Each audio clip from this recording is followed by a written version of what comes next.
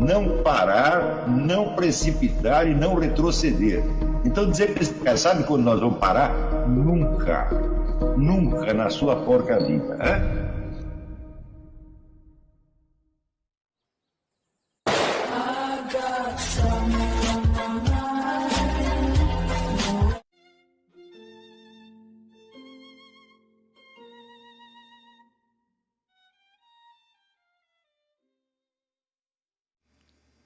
E aí pessoal, tranquilo? Então vem aqui antes do vídeo começar, pedir para vocês se inscreverem, quem não for inscrito, compartilhar, curtir, comentar. Quem puder seja membro do canal, que isso ajuda bastante. Tem também o link do Apoia-se. Quem puder ajudar nosso canal e apoiar financeiramente vai ser muito bem-vindo. Mas o mais importante é transmitir o conteúdo e os conhecimentos do professor Olavo de Carvalho para mais e mais brasileiros. Então compartilhe e ajude aí nossa causa. Muito obrigado a todos os membros, apoiadores do canal. Fico muito feliz. Tenho certeza que a gente está no caminho certo. Então fiquem com o vídeo e até mais. Valeu! Então ele coloca entre as regras que definem o positivismo, 3. A regra que se recusa a chamar de conhecimento, juízos de valor e declarações de cunho normativo. O positivismo argumenta que as qualidades que se dizem dos homens, acontecimentos e coisas, qualidades tais como nobre, ignóbil, bom, mal, bonito, feio, etc., não estão contidas na experiência. Igualmente, nenhuma experiência pode obrigar-nos, através de quaisquer operações lógicas que sejam, a aceitar declarações que contenham mandamentos ou proibições. É possível fornecer fundamentos lógicos para julgamentos feitos com base em objetivo declarado sobre a eficácia dos meios empregados, mas não quanto à justiça ou injustiça, bondade ou maldade dos fins em si mesmos. Ou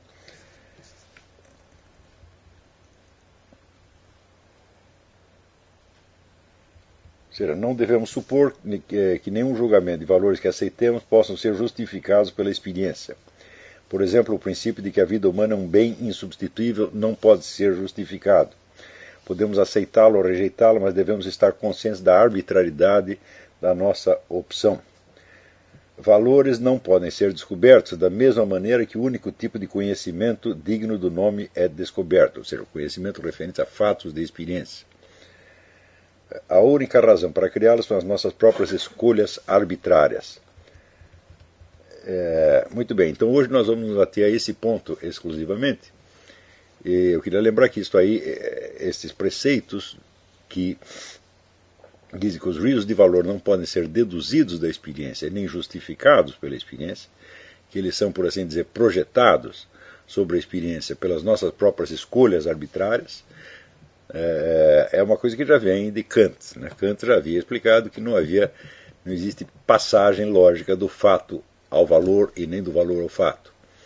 Tá certo? Então, daí decorre, evidentemente, toda uma série de preceitos metodológicos que enfatizam a necessidade da abstinência de juízos de valor em todas as atividades científicas, em todos os campos do conhecimento, inclusive as ciências humanas.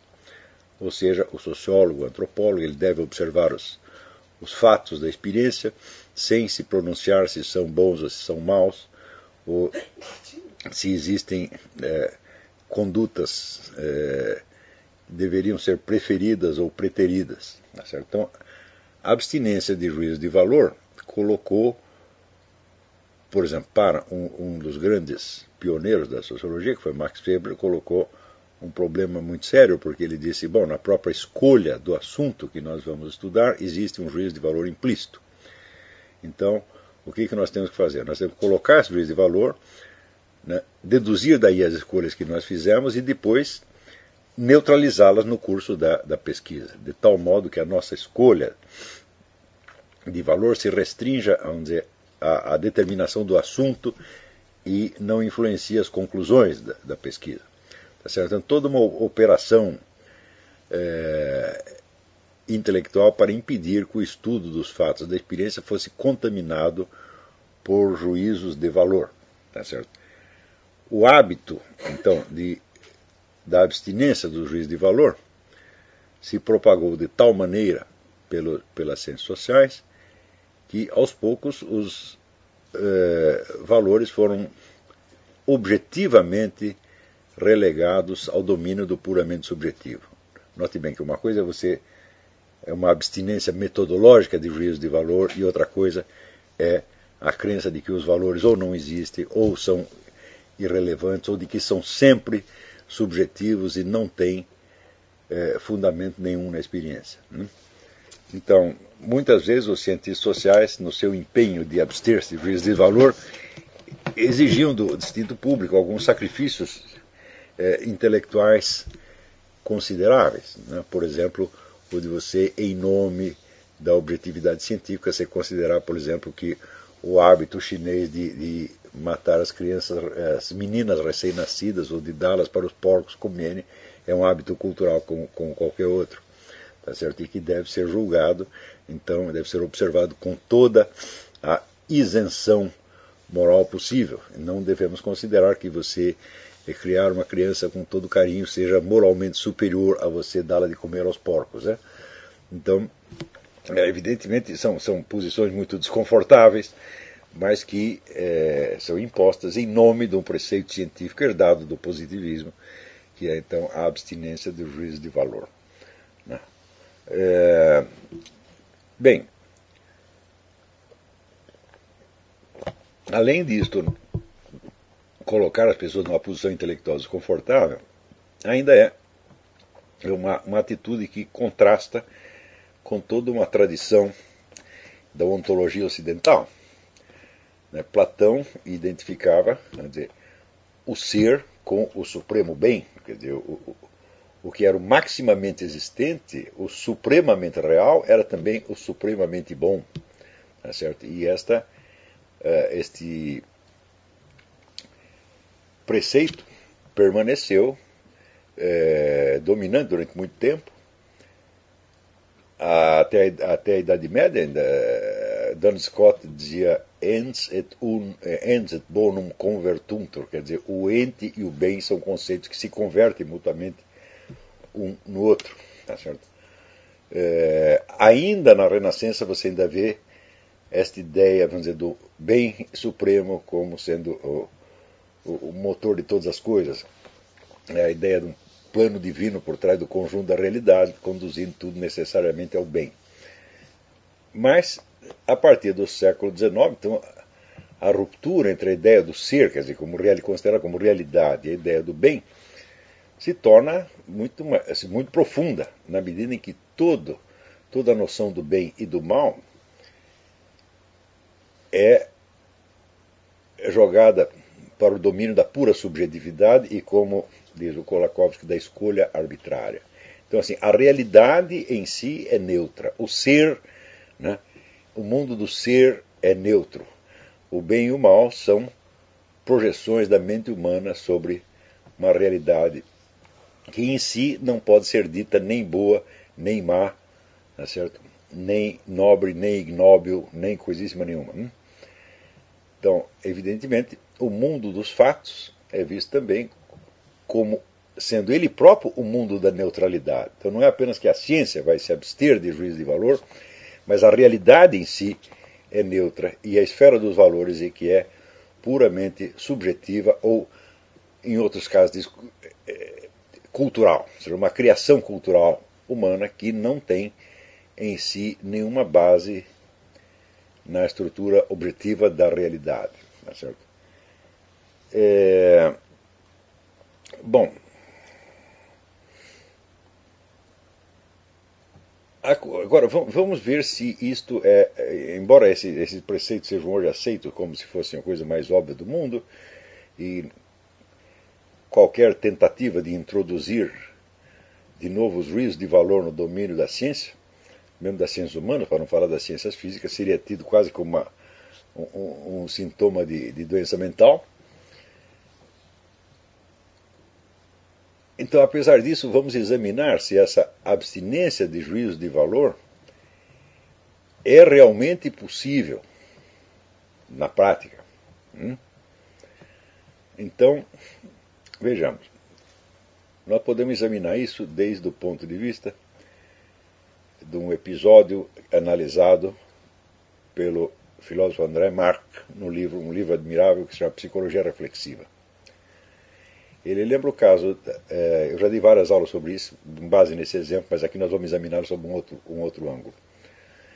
Lembra o caso de uma moça francesa chamada Marie Heurtin, que nasceu cega, surda e muda, um caso semelhante a Helen Keller, e que até uns 18 anos, 17, 18 anos, não se comunicava absolutamente com o mundo exterior. Ela tinha que ser, né, alimentada, lavada, cuidada, como se fosse um bichinho totalmente inconsciente, né? E havia uma freira que ficava tomando conta dela no hospital. E um dia a freira, aterrorizada, viu que a menina, gesticulando assim anarquicamente, pegou uma faca que tinha sido deixada em cima da mesa.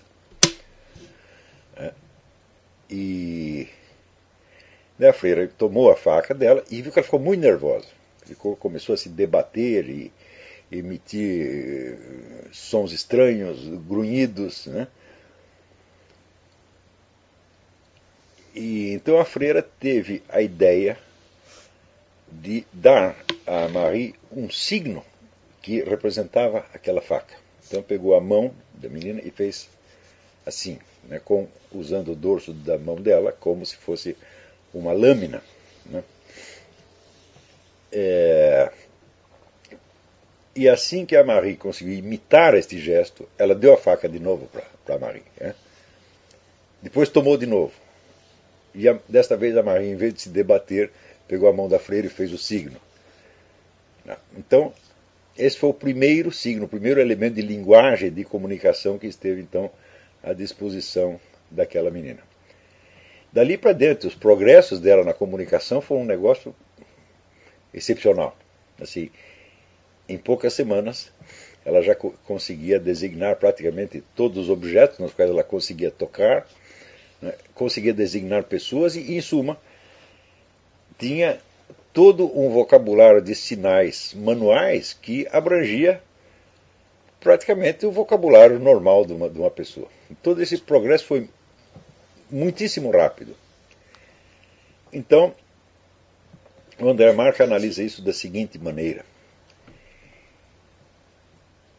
Ele vê que o signo, aquele primeiro que a freira ensinou para a menina, não designava somente um objeto, mas designava o objeto e o desejo que aquela pessoa tinha de segurar aquele objeto, né? Então, isso quer dizer que o signo fazia uma ponte entre um ente do mundo exterior e o mundo subjetivo daquela menina cega, surda e muda. Ou seja, o signo nem era subjetivo, nem era objetivo. Ele era a ponte entre as duas coisas. Então, isto quer dizer que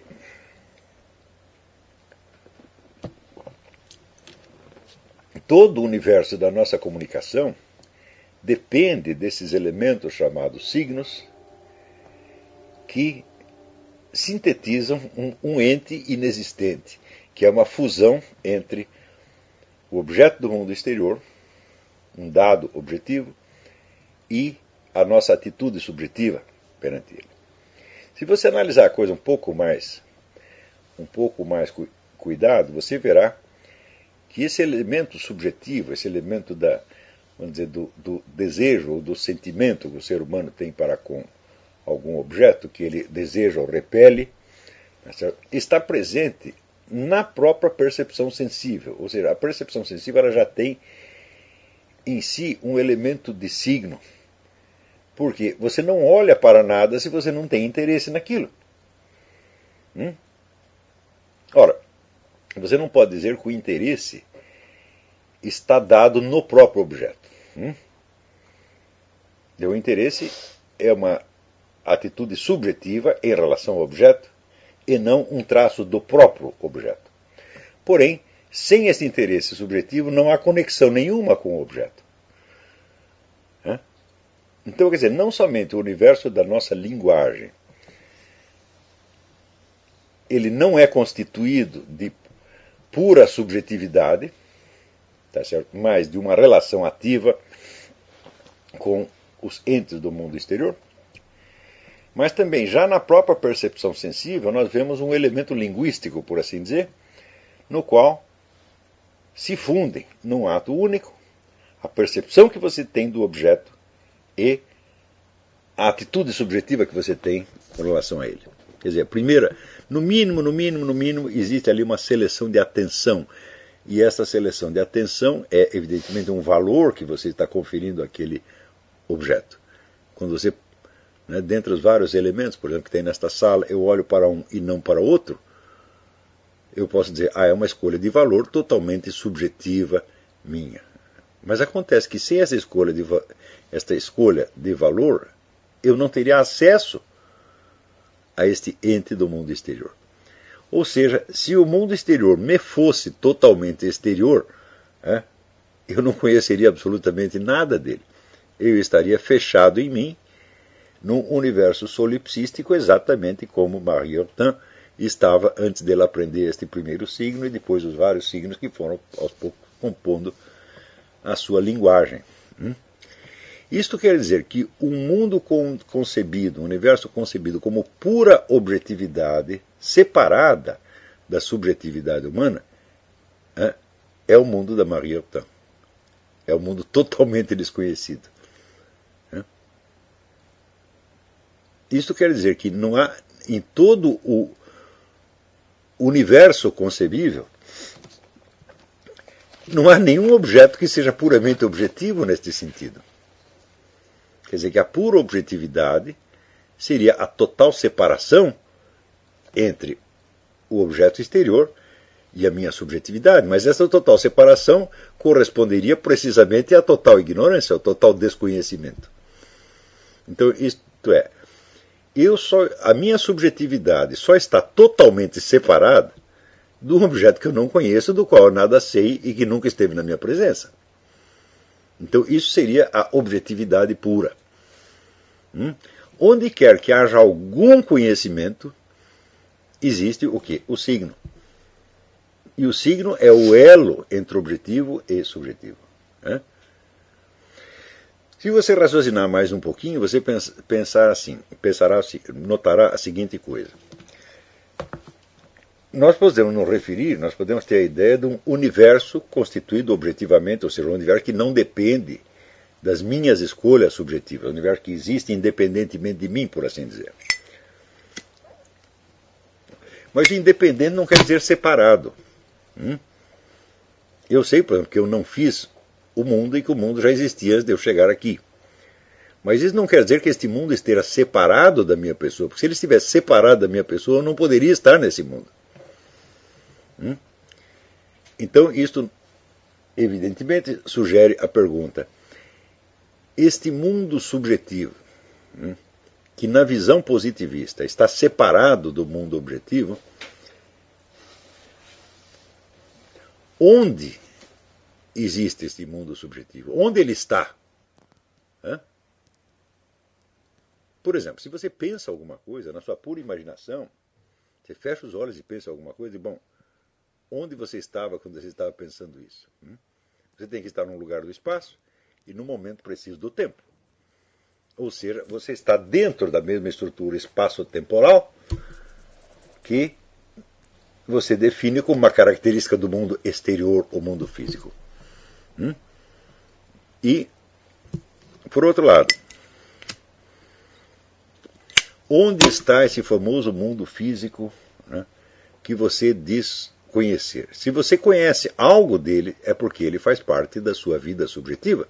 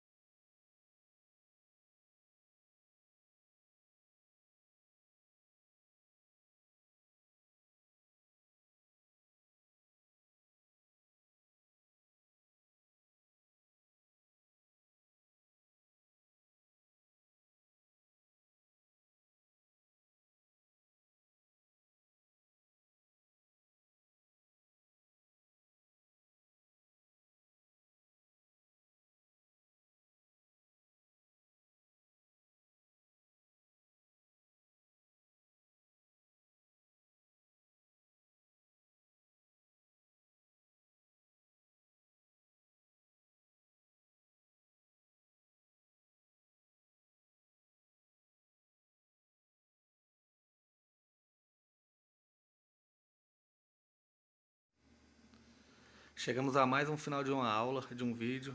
Espero que tenham gostado. Quem não se inscreveu ainda, se inscreva, compartilhe, comente. Ajude o nosso canal, apoie, seja membro. E ajude o nosso canal a chegar a cada dia a mais brasileiros que precisam muito do conhecimento do professor Olavo de Carvalho.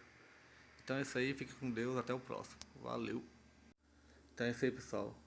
Que é o nosso canal. Que são alguns livros que eu já li. A maioria foi doação, mas alguns eu adquiri, professor Olavo de Carvalho. Alguns livros se perderam aí que eu emprestei. Professor Alexandre Costa. A Bíblia Sagrada. 10 lições sobre Karl Marx. Indico a não ler esse livro, que é muito ruim mesmo. Alguns pensadores aqui que realmente, como o professor Olavo de Carvalho disse, não são pensadores. Valeu, tamo junto aí. Apoie nosso canal, seja membro.